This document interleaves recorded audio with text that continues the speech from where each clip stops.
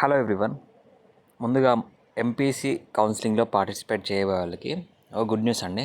కౌన్సిలింగ్కి సంబంధించి ఈ సంవత్సరం కౌన్సిలింగ్ డిఫరెంట్గా జరగబోతుంది. ప్రీవియస్ ఇయర్ వరకు ఒకవేళ విధంగా ఈ సంవత్సరం మనకి కౌన్సిలింగ్ చాలా పకడ్బందీగా కండక్ట్ చేయబోతున్నారు. దానికి సంబంధించి నేను నోటిఫికేషన్తో పాటు కంప్లీట్ గైడెన్స్ అయితే ఇవ్వడం జరిగింది. డీటెయిల్స్ ఎక్స్ప్లెయిన్ చేస్తాను. ఎంపీసీకి సంబంధించి కానీ బైపీసీకి సంబంధించి కానీ రెగ్యులర్ అప్డేట్స్ కావాలనుకుంటే మన ఛానల్ సబ్స్క్రైబ్ చేసుకోండి. కౌన్సిలింగ్కి సంబంధించి mentorship details, person to person guidance అయితే ఇవ్వడం జరుగుతుంది.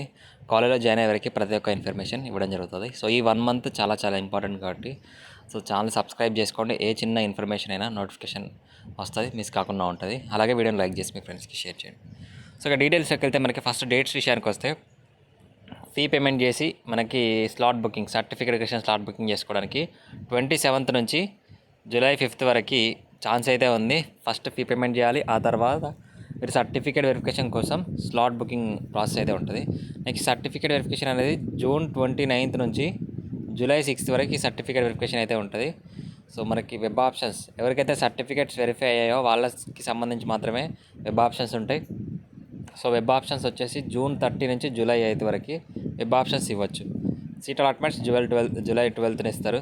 మీరు సీట్ వచ్చిన వాళ్ళు కాలేజ్లో రిపోర్ట్ చేయాలి. జూలై 12th నుంచి జూలై 16th వరకు రిపోర్ట్ చేయాల్సి ఉంటుంది. సో నెక్స్ట్ సెకండ్ ఫేజ్ అనేది జూలై 19th స్టార్ట్ అవుతుంది. సర్టిఫికేషన్ చేసుకుని వాళ్ళు 20th చేసుకోవాలి. వెబ్ ఆప్షన్స్ 2021లో ఉంటాయి. సీట్స్ అనేది 24th వరకు ఇలా ఇవ్వడం జరుగుతుంది. సో ఈ సంవత్సరం కొత్తగా తీసుకొచ్చిన ఇంపార్టెంట్ అప్డేట్ ఏంటంటే మీకు internal sliding. So internal sliding అంటే సపోజ్ మీకు ఒక కాలేజ్లో సీట్ వచ్చిందనుకోండి, ఆ సీటు మీకు నచ్చలేదు, ఆ కోర్సు మీకు నచ్చలేదు. సో అదే కాలేజ్లో ఇంకో కోర్స్కి వెళ్ళాలనుకుంటున్నారనుకోండి, సో దాన్ని ఇంటర్నల్ స్లైడింగ్ అంటారు. సో ఆ కాలేజ్లో మీరు ఒకవేళ చేంజ్ కావాలనుకుంటే ప్రీవియస్ ఇయర్ వరకు ఎలా ఉందంటే మీకు ఆ కాలేజ్లో ఫీ రియంబర్స్మెంట్ అనేది లేదు. అంటే ఇప్పుడు మీరు ఇంటర్నల్గా వేరే కోర్స్కి స్లైడ్ అవుతే మీకు ఆ కాలేజ్కి సంబంధించి కంప్లీట్ ఫీజు అనేది మీరే పే చేయాల్సి ఉండే. కానీ ఈ సంవత్సరం కొత్తగా ఇంప్లిమెంట్ చేసిన దాని ప్రకారం ఏంటంటే మీరు ఇంటర్నల్ స్లైడింగ్ అయినా కోర్సు చేంజ్ అయినా అదే బ్రాంచ్లో ఫీజు మీరు పే చేయాల్సిన అవసరం లేదు. అంటే మీకు ఫస్ట్ కోర్సులో ఎంత ఫీ వచ్చిందో అదే ఫీజు, అంటే ఆ ఫీజు మాత్రమే పే చేయాల్సి ఉంటుంది. సపోజ్ మీకు 10,000 అబోవ్ ర్యాంక్ వచ్చిందనుకోండి, 35,000 గవర్నమెంట్ పే చేస్తుంది, రిమైనింగ్ ఫీజు మీరు పే చేయాలి. అదే ప్రీవియస్ ఇయర్ వరకు ఎలా ఉందంటే ఇంటర్నల్ స్లైడింగ్ అయితే మీకు ఒకవేళ కంప్లీట్ ఫీజు అనేది మీరే పే చేయాల్సి ఉంటుంది. సపోజ్ మీరు ఫస్ట్ కోర్స్ వచ్చిన దాంట్లో మీకు ఫీ రియంబర్స్మెంట్కి ఎలిజిబిలిటీ ఉన్నారు.